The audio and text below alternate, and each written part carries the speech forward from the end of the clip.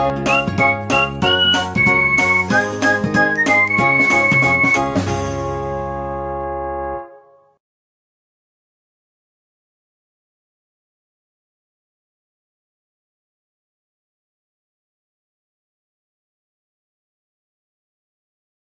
Everyone, welcome to my channel Medico Prime education.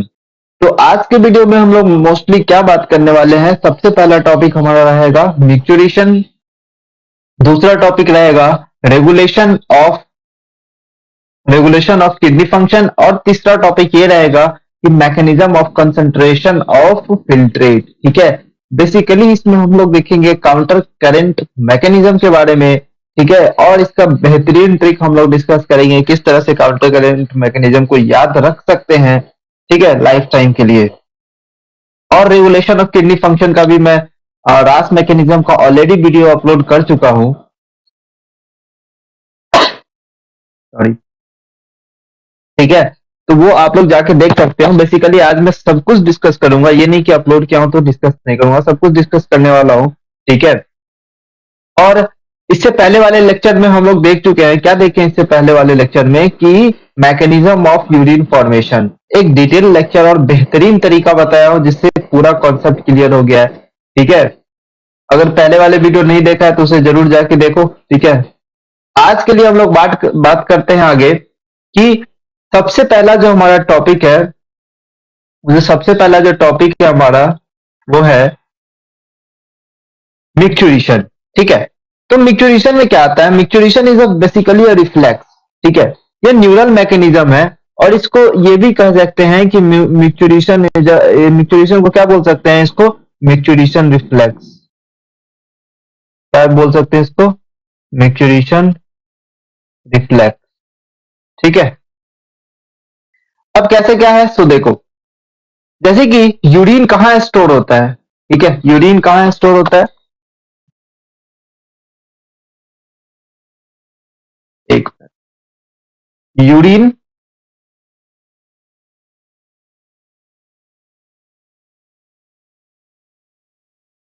Urine कहाँ store होता है? Stored in urinary bladder में store होता है। ठीक है, यूरिनरी ब्लैडर में यूरिन स्टोर होता है जब तक उसको voluntary signal central nervous system के थ्रू दिया ना जाए, तब तक वो स्टोर रहता है। ठीक है, अब जब वॉलेंट्री सिग्नल आता है, जब वॉलेंट्री सिग्नल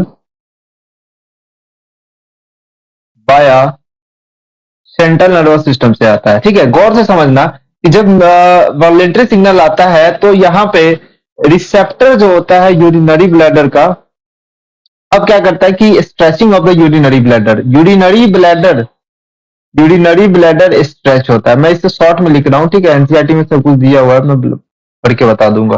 ठीक है, अब यूरिनरी ब्लैडर स्ट्रेच हुआ, ठीक है, जब पूरी तरह से फुलफिल हो जाता है यूरिन से, ठीक है, यूरिनरी ब्लैडर स्ट्रेच हुआ, अब क्या होता है कि स्ट्रेच रिसेप्टर प्रेजेंट होता है, वो सिग्नल देता है सेंट्रल नर्वस सिस्टम को कि भाई central nervous system motor message pass करता है, ये सेंट्रल नर्वस सिस्टम को सिग्नल भेजता है।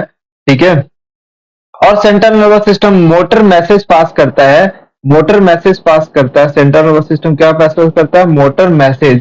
ठीक है, मोटर मैसेज पास करता है smooth muscles of the urinary. अब सेंट्रल नर्वस सिस्टम से क्या आया? मोटर मैसेज किसके पास? यूरिनरी ब्लैडर के पास। यूरिनरी ब्लैडर का कौन सा मसल? स्मूथ मसल के पास। ठीक है, स्मूथ मसल के पास आया। ठीक है, अब स्मूथ मसल से क्या होता है? जो स्मूथ मसल क्या करता है? Stimulates the contraction of the muscle and relaxation of the urethral muscle. यहाँ पे इंपॉर्टेंट पॉइंट है कि कॉन्ट्रैक्शन ऑफ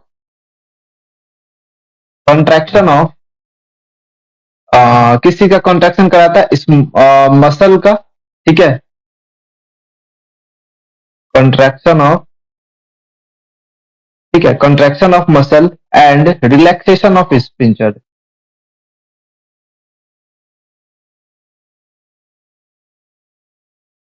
पिंचर को रिलैक्स कर देता है। ठीक है, ये मान के चलो स्मूथ मसल है। ठीक है, और यहाँ पे ये यूरेथ्रा हो गया, ये इस तरह से।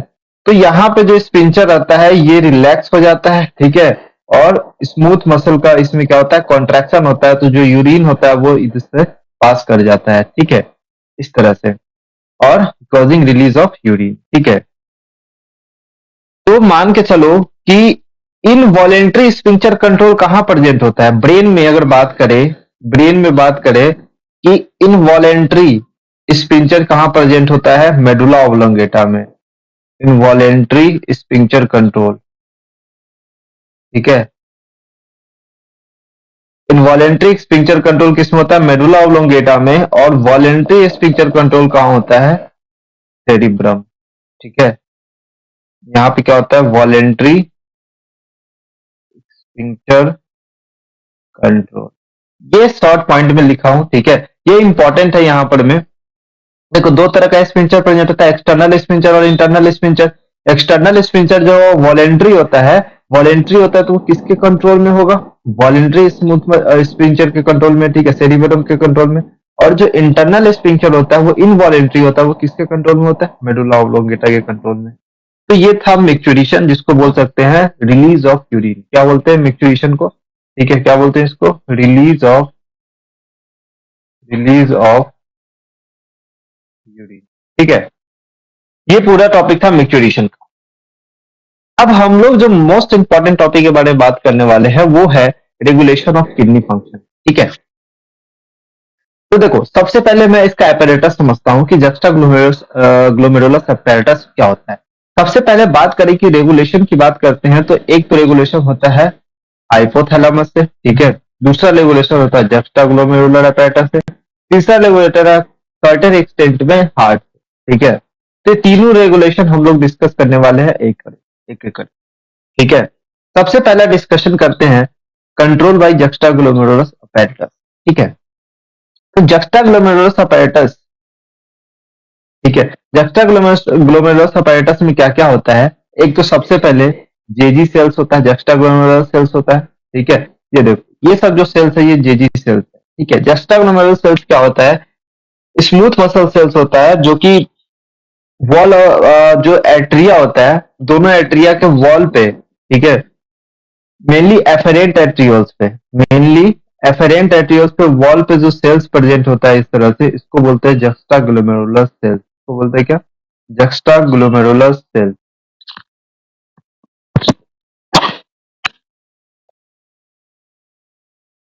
ठीक है, आई बात समझ में। अब नेक्स्ट चीज देखो, mainly smooth app,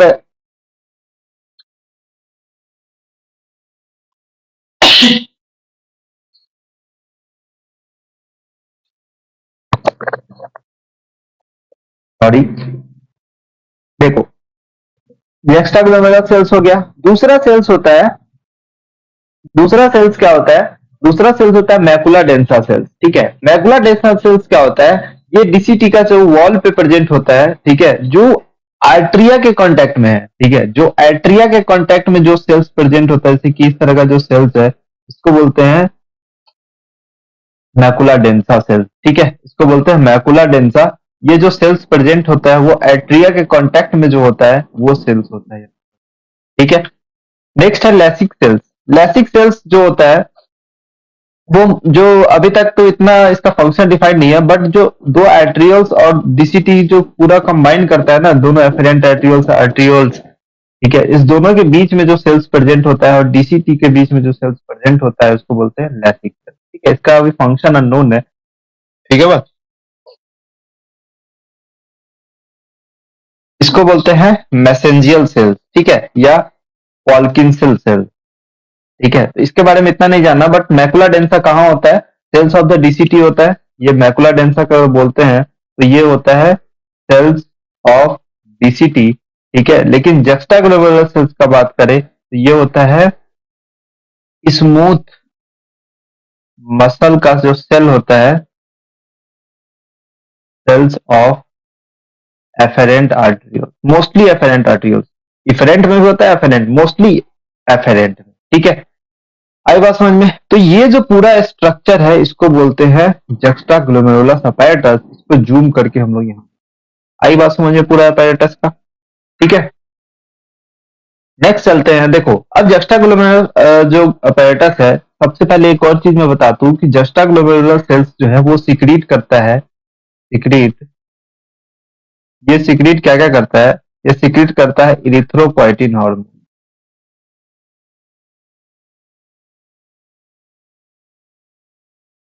erythropoietin, erythropoietin, EIN, erythropoietin hormone. चलिए ऐसे लिख लेना, ठीक है। इरिथ्रोपोइटिन हार्मोन सिक्रीट करता है। दूसरा हार्मोन सिक्रीट करता है,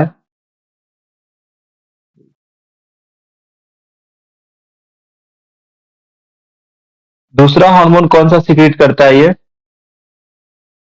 दूसरा हार्मोन ये सिक्रीट करता है रेनिन। ठीक है, आगे अभी पूरा मैकेनिज्म बताने वाले हैं। रेनिन। तीसरा हार्मोन सिक्रीट करता है कैल्सिट्रॉल। ठीक है, जिसको बोलते हैं विटामिन D3। आई बात समझ में? ये विटामिन D3, ये कैल्सिट्रॉल क्या करता है? ये ब्लड कैल्शियम लेवल को क्या करता है? ब्लड कैल्शियम लेवल को इंक्रीज करता है। ठीक है, गट रीजन से एब्जॉर्व करके। कहां से एब्जॉर्व करता है? ये गट रीजन को एब्जॉर्व करके ब्लड कैल्शियम लेवल को इंक्रीज करता है। ठीक है। जस्टाग्लोमेरुलर सेल्स जो होता है, ये जो सेल्स होता है, ये इसके पास एक डार्क ग्रेनुअल्स प्रेजेंट होता है। Contain dark granules. ठीक है, कंटेन डार्क ग्रेनुअल्स, जिसको बोलते हैं इनएक्टिव रेनिन। देखो, डाइजेशन में जो रेनिन पड़े थे उसमें दो रेनिन था। ठीक है, तो यहाँ पे जो रेनिन है, यहाँ पे जो रेनिन है, तो ये जो रेनिन हम यहाँ पे देख रहे हैं, ये रेनिन इनएक्टिव होता है और वहां पे भी इनएक्टिव होता है। HCl के प्रेजेंस में वो क्या होता था? ठीक है, तो ये बात समझ में आई, इनएक्टिव होता है।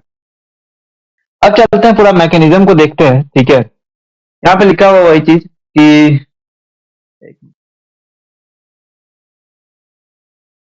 चलो, तो अब देखते हैं हम लोग।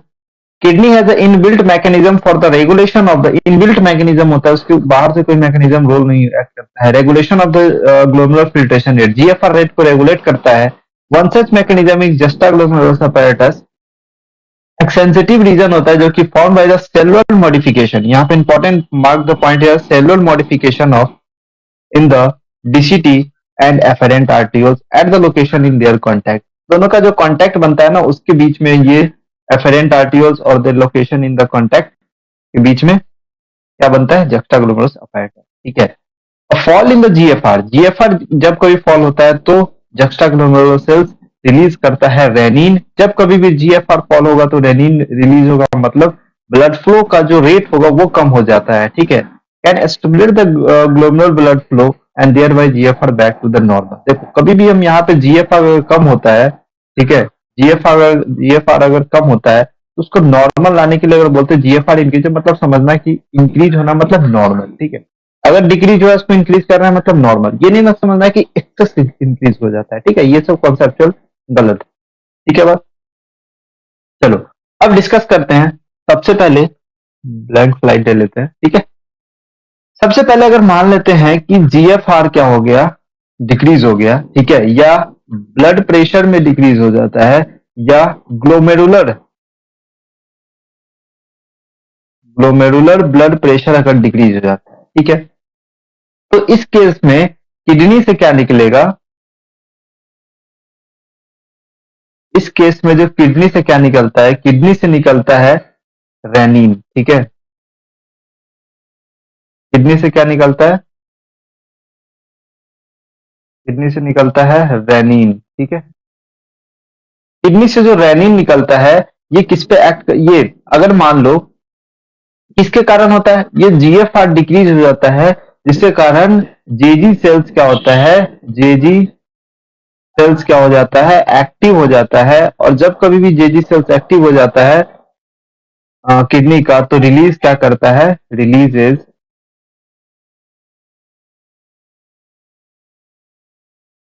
ठीक है, तो ये रिलीज करता है रेनिन। ठीक है, अब ये रेनिन क्या करता है? यहाँ पे मान लो लीवर प्रेजेंट है। ठीक है, ये लीवर से कौन सा एंजाइम आ रहा है? ये लीवर रिलीज करता है एंजियो टेंसिनोजेन, एन सी एंजियोटेंसिनोजेन। ठीक है, एंजियोटेंसिनोजन। ये देखो लास्ट में जन लगा है ना, तो ये इनएक्टिव है। ठीक है, ये लास्ट में जन लगा है ना, इनएक्टिव है। अब ये इसको एक्टिव करने के लिए एंजियोटेंसिन में चेंज करने के लिए एंजियोटेंसिन 1 में चेंज हो जाता है ये, और ये एक्टिव एंजाइम होता है। ठीक है, इसको कन्वर्ट करने के लिए यहाँ पे रेनिन निकलता है। ठीक है, तो रेनिन क्या करता है, कन्वर्ट कर देता है। ठीक है, रेनिन के प्रेजेंस में ये क्या हो जाता है, एंजियोटेंसिनोजन से एंजियोटेंसिन फर्स्ट में चेंज हो जाता है। ठीक है, वहीं पे हमारा एक दोस्त प्रेजेंट है जिसको बोलते हैं लंग्स। ठीक है, वहीं पे एक दोस्त प्रेजेंट है जिसको बोलते हैं लंग्स। अब ये लंग्स क्या करता है, एक एंजाइम रिलीज करता है जिसको बोलते हैं एंजियोटेंसिनोजन। ठीक है, angiotensin converting enzyme, angiotensin converting enzyme. ये एंजियोटेंसिन कन्वर्टिंग एंजाइम क्या करता है, एंजियोटेंसिन 1 को एंजियोटेंसिन सेकेंड में चेंज कर देता है। ठीक है, और एंजियोटेंसिन सेकेंड एक पावरफुल वैसो कॉन्स्ट्रिक्टर होता है। ठीक है, देखो राइटिंग को मत जाना, थोड़ा सा इस पे लिखने में प्रॉब्लम हो रहा है, बट मैं जो लिख रहा हूं वो बोल भी रहा हूं। ठीक है, उसके अकॉर्डिंग लिख लेना। ठीक है, एनजीओ, लेकिन जो सिस्टमेटिक डायग्राम है इसी तरह से रहेगा। ठीक है, तो एंजियोटेंसिन सेकेंड एक पावरफुल वैसो कॉन्स्ट्रिक्टर होता है। ठीक है, अब ये पावरफुल वैसो कॉन्स्ट्रिक्टर है, तो इसका कुछ ना कुछ तो रोल होगा। ठीक है, एंजियोटेंसिन सेकेंड अब क्या करता है, इसका देखो। एंजियोटेंसिन क्या करता है, ये एक्टिवेट करता है हाइपोथैलेमस को। किसको करता है, हाइपोथैलेमस को। अब हाइपोथैलेमस पता है भाई, हाइपोथैलेमस एक थर्स्ट सेंटर है। ठीक है, हाइपोथैलेमस एक थर्स्ट सेंटर है। ठीक है, ये थर्स्ट एंड ड्रिंकिंग वाटर, ये क्या करता है, प्यास लगाना, प्यास ज्यादा लगता है। ठीक है, ये एक्टिवेट करता है, जिसके कारण thirst centre and drinking water, जिसके कारण क्या करते हैं हम लोग, thirst and drink water. Water drink करने से, पानी पीने से क्या होता है, पानी पीने से क्या होता है भाई, ब्लड तो बनेगा ना। तो समझो कि पानी पीने से क्या होता है, ब्लड प्रेशर क्या हो जाता है, इंक्रीज हो जाता है। तो इस केस में मोस्टली हमको ब्लड प्रेशर क्या होना, डिक्रीज हो गया था।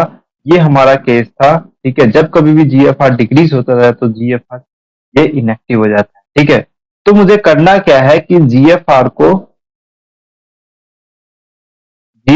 को इंक्रीज करना है, मतलब नॉर्मल लाना है। ठीक है, और ब्लड प्रेशर भी इंक्रीज करना है। ठीक है, तो ये चीज हमारा मोटो है। तो थर्स्ट सेंटर इंक्रीज करते हैं तो ये क्या करता है, ऑटोमेटिकली जीएफआर इंक्रीज करता है, ब्लड प्रेशर इंक्रीज। ठीक है, अब दूसरा चीज ये है कि ये कार्डियोवैस्कुलर सिस्टम पे एक्ट करता है, और कार्डियोवैस्कुलर सिस्टम पे जब एक्ट करता है तो ये क्या करता है, तुम्हें पता है ये वैसोकॉन्स्ट्रिक्टर है। तो ये जो वैसोकॉन्स्ट्रिक्टर होता है, ये जो वेसल्स होते हैं उसको कॉन्स्ट्रिक्ट कर देता है, जिसके कारण ब्लड प्रेशर क्या करता है, वैसोकॉन्स्ट्रिक्शन करते हैं, constriction of constriction of blood vessel. ठीक है, ब्लड वेसल।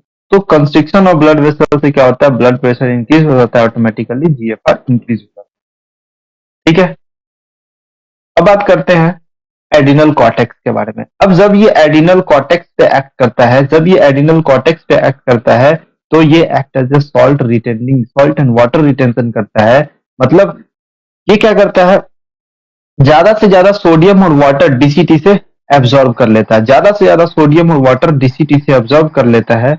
तो सोडियम एंड वाटर एब्जॉर्प्शन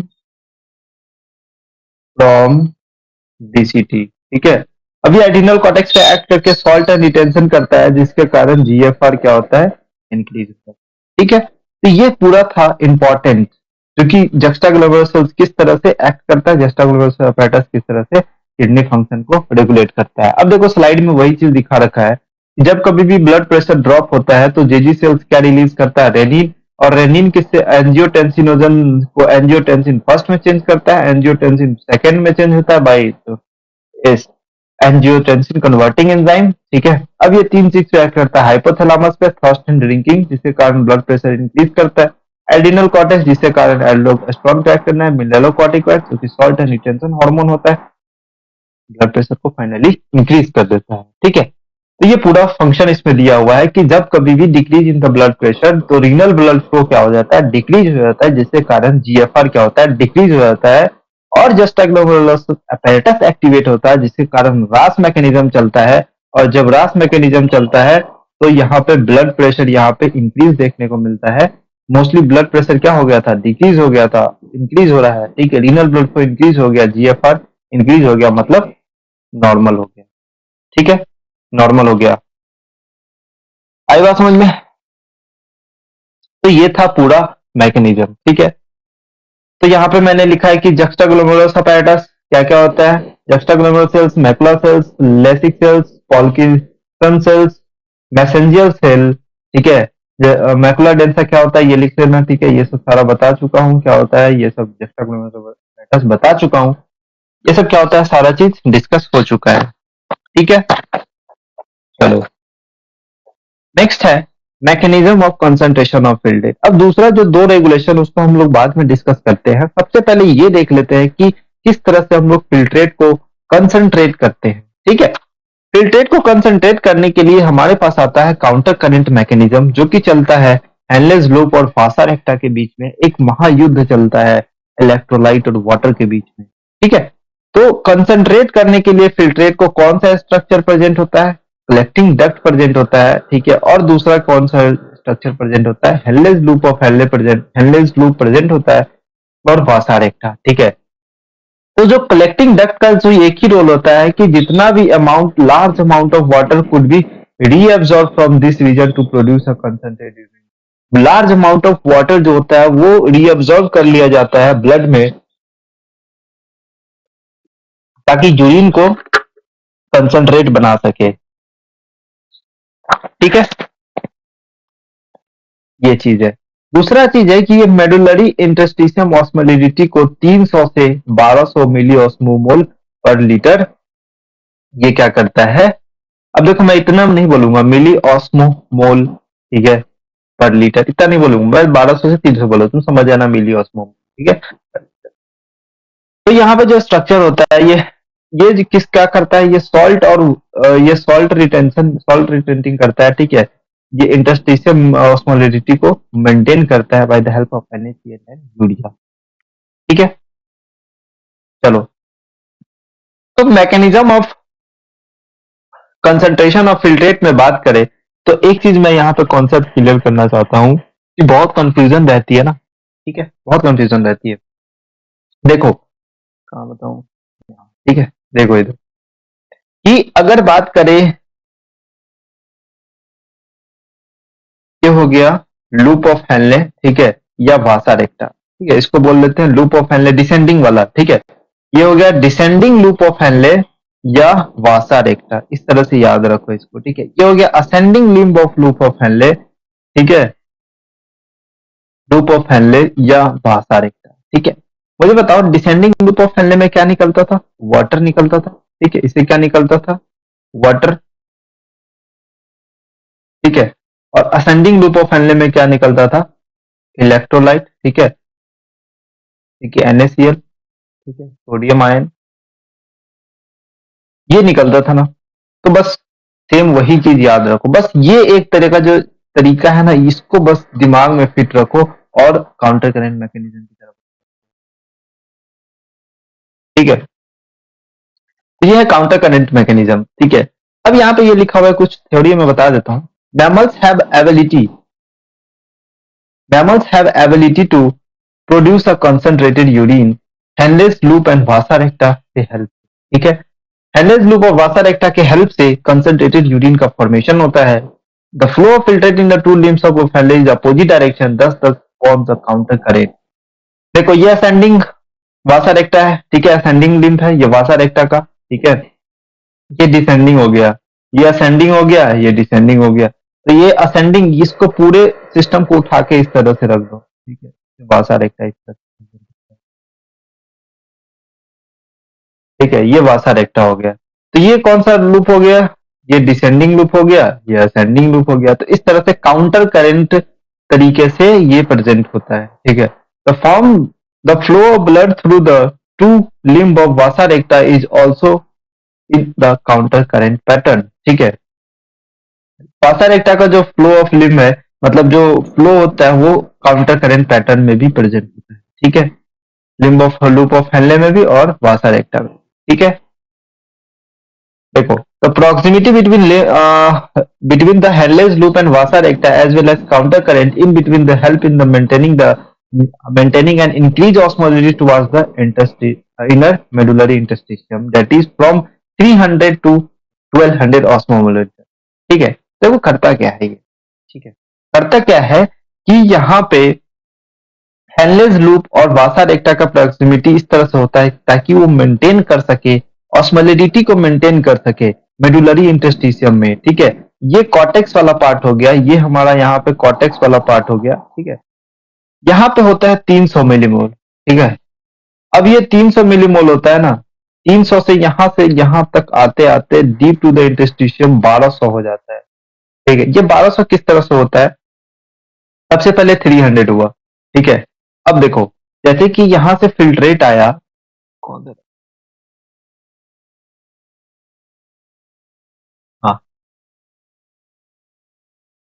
देखो, NaCl इज, अब देखो जो NaCl है ये किस तरह से होता है कि सबसे पहले आया इसमें 300 था। ठीक है, यहाँ पे क्या था? 300।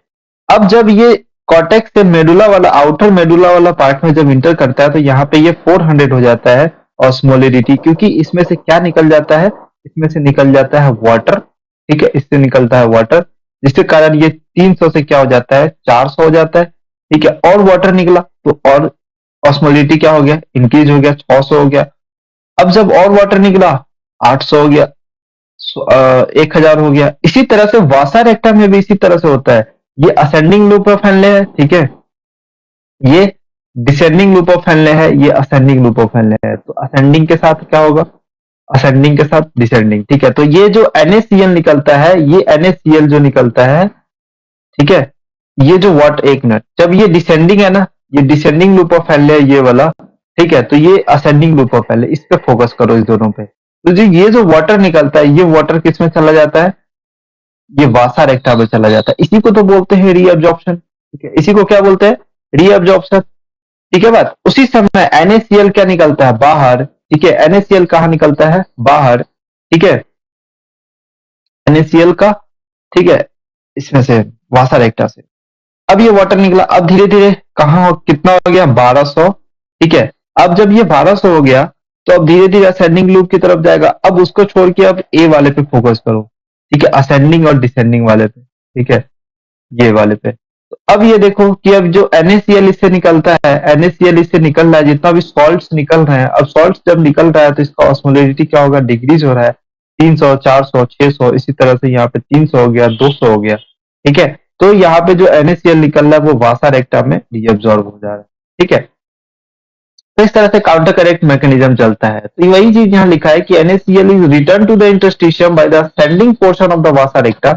NaCl is return to the interstitium, NaCl में रिटर्न कर दिया जाता है। Similarly small amount of urea into the thin segment of ascending loop of Henle which is transported back to natural collecting tube. इसीलिए और उसी तरह से स्मॉल अमाउंट ऑफ यूरिया भी क्या करता है? Thin segments of the ascending loop of Henley में भी ट्रांसपोर्ट कर दिया जाता है। ठीक है, जो कि इंटरस्टिशियम में ट्रांसपोर्ट कर दिया जाता है फाइनली।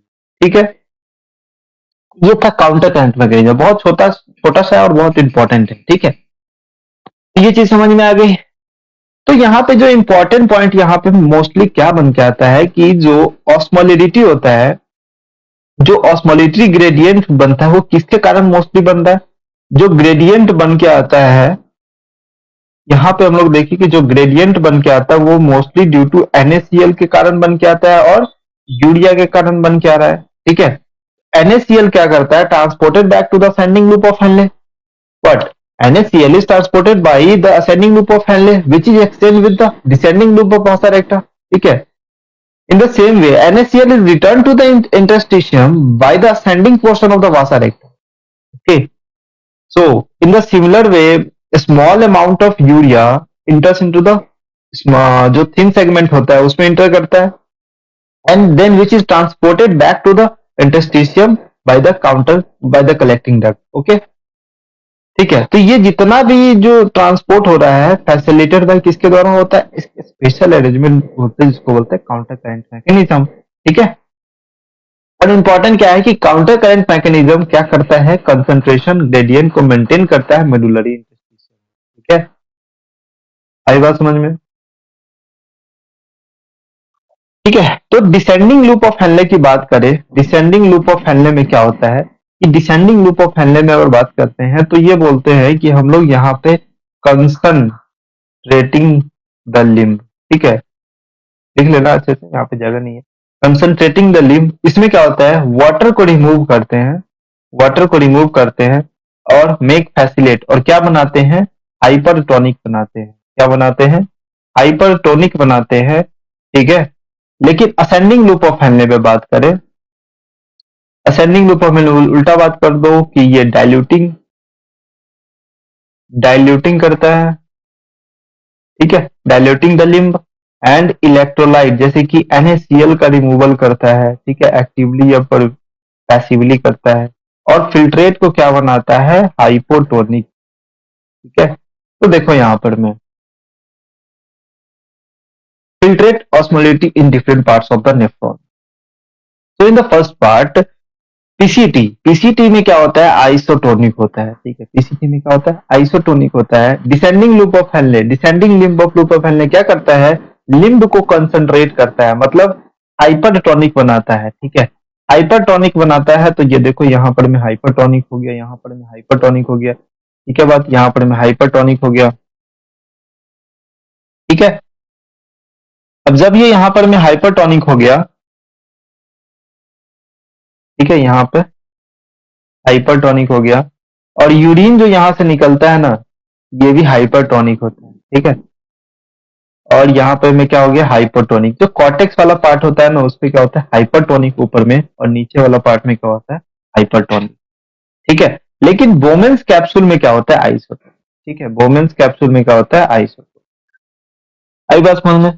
तो ये था पूरा किडनी का जो ये पूरा जो मैकेनिज्म था काउंटर करंट मैकेनिज्म का, ये हमने डिस्कस किया। ठीक है, आई बात समझ में, कुछ छूटा तो नहीं। अब ये सब एनसीईआरटी का पॉइंट है, इसको एक बार देख लेना। ठीक है, जो मैंने बताया सारा चीज इसमें लिखा हुआ है एनसीईआरटी पे। ठीक है बात, देखो अब जीएफआर का जो मैकेनिज्म होता है, ठीक है, अब मैकेनिज्म जो रेगुलेशन पे बात करते हैं, फिर से रेगुलेशन पे आ जाते हैं। वो एक चीज एक्स्ट्रा यहाँ पे ऐड करना कि जो रेगुलेशन होता है, कभी भी आर्टेरियल ब्लड प्रेशर इंक्रीज होता है तो रीनल ब्लड फ्लो क्या हो गया, इंक्रीज हो गया। अब जब कभी भी रीनल ब्लड फ्लो इंक्रीज होगा तो जीएफआर क्या हो गया, इंक्रीज हो गया। इस समय जो एफरेंट आर्टियोल्स है वो क्या हो जाएगा, स्ट्रेच हो जाएगा। ठीक है, और यहाँ पे जो मायोजेनिक स्ट्रेच रिसेप्टर्स होते हैं, ठीक है, वो एक्टिवेट हो जाते हैं, ताकि जो कैल्शियम है, calcium inter in the smooth involuntary muscle of the efferent arterioles. ठीक है, and contraction of vascular muscle cells local vaso constriction करा देता है। तो यहाँ पे जो स्मूथ मसल सेल्स होता है ना, वो एक्टिव हो जाता है। ठीक है, जिससे कारण कैल्शियम कैल्शियम ज्यादा से ज्यादा इंटर कर जाता है इस स्मूथ मसल सेल्स में। ठीक है, जिसके कारण क्या करता है, वैसो कॉन्स्ट्रिक्शन करा देता है। जो ये डायलेशन वाला पार्ट हुआ था, ये क्या होगा, कॉन्स्ट्रिक्शन हो जाता है। ठीक है, और यहाँ पर में ब्लड फ्लो नॉर्मल हो जाता है, जीएफआर नॉर्मल। ठीक है, इस तरह से यहाँ में कभी भी अगर जीएफआर इंक्रीज होता है तो इस तरह से मैकेनिज्म देखा जाता है। ठीक है, तो रेगुलेशन ऑफ किडनी फंक्शन, ये चीज मैं पहले ही बता चुका हूं कि जो किडनी फंक्शन का रेगुलेशन किसके द्वारा होता है, हाइपोथैलेमस के द्वारा, जेजी सेल के द्वारा, एंड कुछ एक्सटेंट में हार्ट के द्वारा। तो हार्ट के द्वारा समझ जाते हैं हम। ठीक है, तो पहले एडीएच के द्वारा समझते हैं कि एडीएच के द्वारा क्या होता है। देखो हमारे बॉडी में ऑस्मोरिसेप्टर्स प्रेजेंट होते हैं। कभी भी ब्लड वॉल्यूम चेंज होता है, ब्लड फ्लूइड चेंज होता है, या आयोनिक कंसंट्रेशन में चेंज हो जाता है, तो ऑस्मोरिसेप्टर सेल्स एक्टिवेट हो जाता है। ठीक है, अब जब ऑस्मोरिसेप्टर सेल्स एक्टिवेट हो जाता है तो क्या होता है कि अगर मान लो बॉडी से एक्सेस फ्लूइड लॉस हो गया, ठीक है, बॉडी से एक्सेस फ्लूइड लॉस हो गया, जिसके कारण ऑस्मोरिसेप्टर एक्टिवेट हो गया। ठीक है, ऑस्मोरिसेप्टर क्या हो गया, एक्टिवेट हो गया। और जब कभी भी ऑस्मोरिसेप्टर एक्टिवेट होता है तो यहाँ पर में हाइपोथैलेमस पे इफेक्ट करता है, ठीक है। तो वो ऑस्मो रिसेप्टर जो एक्टिव होता है वो एक्टिव करता है, स्टिमुलेट करता है हाइपोथैलेमस को। हाइपोथैलेमस का कौन सा पार्ट? पोस्टीरियर वाला पार्ट, पोस्टीरियर पिट्यूटरी, ठीक है। हाइपोथैलेमस का कौन सा पार्ट एक्टिवेट करता है? पोस्टीरियर पिट्यूटरी वाला पार्ट। और वहां से क्या निकलता है तुम्हें पता है कि हाइपोथैलेमस से कौन सा पार्ट निकलता है? हाइपोथैलेमस से क्या निकलता है? वैसोप्रेसिन, जिसको बोलते हैं एंटी डायबिटिक हार्मोन, ठीक है। एंटी डायबिटिक हार्मोन मैंने हार्मोन वाले चैप्टर में डिस्कस किया है, के बारे में डिटेल मैंने पढ़ाया है, ठीक है। बट अभी उसका जो जो कनेक्टिंग लिंक है ना, वो यहाँ पे बहुत इंपॉर्टेंट बनता है, ठीक है। तो ये जो एडीएच होता है ना, ये एडीएच भाई साहब, एडीएच एक तरह का वैसो कॉन्स्ट्रिक्टर है। क्या करता है? वैसो कॉन्स्ट्रिक्शन करता है। ये वैसो कॉन्स्ट्रिक्टर करता है, और ADH facilitates the water reabsorption. ADH facilitates the water reabsorption from the latter part of the DCT, ठीक है। और डाइयूरेसिस को प्रिवेंट करता है। क्या करता है? डाइयूरेसिस को प्रिवेंट करता है, जिसके कारण ब्लड वॉल्यूम क्या होता है? इंक्रीज हो जाता है। और दूसरी तरफ क्या करता है? ये वेसल को कॉन्स्ट्रिक्ट कर देता है, वेसल को कॉन्स्ट्रिक्ट कर देता है। और जब वेसल को कॉन्स्ट्रिक्ट कर देता है, तो वेसल कॉन्स्ट्रिक्ट होने के बाद ब्लड प्रेशर क्या हो जाता है? यहाँ पे इंक्रीज हो जाता है, क्योंकि ब्लड वॉल्यूम के लॉस होने में, ब्लड वॉल्यूम अगर लॉस होता है ना, तो ब्लड प्रेशर भी क्या हो जाता है? डिक्रीज हो जाता है, ठीक है। तो यहाँ पे GFR भी डिक्रीज हो जाता है, इंक्रीज हो जाता है यहाँ पर में, ठीक है। अगर मान लो एडीएच का सिक्रीशन, अगर मान लो एडीएच का सिक्रीशन डिक्रीज हो जाता है, तो इस केस में क्या बोलते हैं कि डायबिटीज इंसिपिडिस देखने को मिलता है, ठीक है। और ये एंटी डायबिटिक हार्मोन है, इसीलिए क्या बोलते हैं इसको? ये क्या करता है? ये प्रिवेंट करता है डाइयूरेसिस को, प्रिवेंट डाइयूरेसिस, प्रिवेंट डाइयूरेसिस, ठीक है।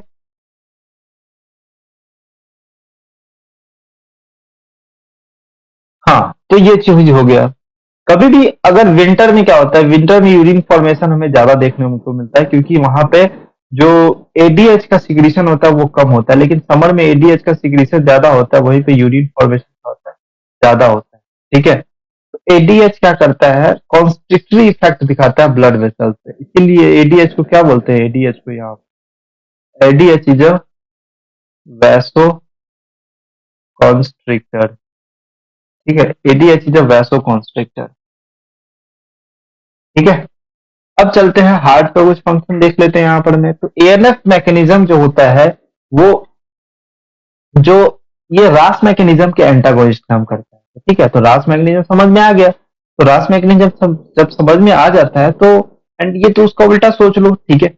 उसका उल्टा सोचोगे तो वही हो जाता है। तो एएनएफ मैकेनिज्म में क्या होता है कि जब कभी भी बीपी इंक्रीज होता है, ब्लड प्रेशर इंक्रीज हो जाता है, तो एट्रियल न्यूट्रिक फैक्टर इंक्रीज होता है, एट्रियल न्यूट्रिक फैक्टर, ठीक है। एएनएफ, एएनएफ इंक्रीज होता है, तो एएनएफ क्या करता है? ब्लड वॉल्यूम को डिक्रीज करता है, मतलब नाइट्रियूरेटिक फैक्टर, ठीक है।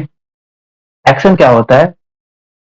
लागू होता है। और जब ये एक्शन होता है ना, तो एल्डोस्टेरोन सिक्रीशन को क्या करता है? डिक्रीज करता है, इनहिबिट कर देता है, जिसके कारण सोडियम रीअब्जॉर्प्शन क्या होता है? डीसीटी से डिक्रीज हो जाता है। सोडियम रीअब्जॉर्प्शन डिक्रीज होने के कारण सोडियम यूरिन में क्या हो जाता है? इंक्रीज हो जाता है। सोडियम यूरिन में इंक्रीज होने के कारण ये इस तरह से नाइट्रियूरेटिक एक्शन दिखाता है, ठीक है।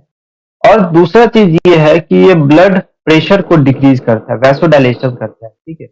तो एट्रियल न्यूट्रिक फैक्टर वैसोडाइलेटर होता है, ठीक है। दो ही वर्ड याद रखो ना कि एट्रियल न्यूट्रिक में वैसोडाइलेटर होता है, बाकी सारा मैकेनिज्म तुम्हारे दिमाग में आ जाएगा, ठीक है।